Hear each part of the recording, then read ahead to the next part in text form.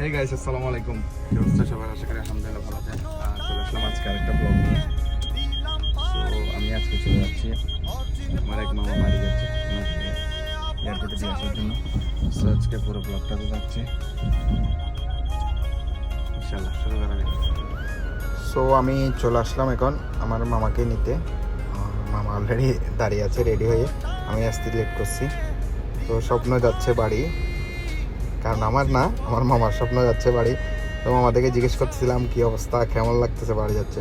তো সকল প্রবাসীরাই জানে বাড়ি যাওয়ার অনুভূতিটা কেমন। চেহারার মধ্যে আলাদা একটা হাসি চলে আসে বাড়ির কথা বললে।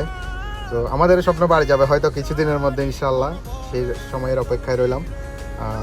সো আমি এখন চলে যাচ্ছি শারজা এয়ারপোর্ট থেকে। আমার বাসা থেকে 10 মিনিট চলে আসলাম শারজা এয়ারপোর্ট।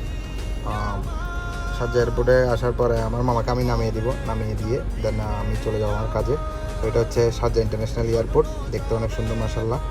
তো আমি চলে আসলাম এখন এয়ারপোর্টে এসে মামাকে নামাই দিচ্ছি। মামাকে বলতেছি ঠিক আছে, আল্লাহ হাফেজ, দেখা হবে আবার দেশে ইনশাল্লাহ, আসতেছি খুব শীঘ্রই, স্বপ্ন আমাদেরও যাবে বাড়ি। তো মামাকে বিদায় দিয়ে দিলাম, বিদায় দিয়ে আমি চলে যাচ্ছিলাম আমার কাজের দিকে। সো ফাইনালি আমার মামাকে এয়ারপোর্টে নামিয়ে দিলাম, এখন আমি চলে যাচ্ছি আমার কাজে। সো দেখা হচ্ছে ইনশাল্লাহ নেক্সট ব্লগে। আশা করি সবাই ভালো থাকবেন, সুস্থ থাকবেন।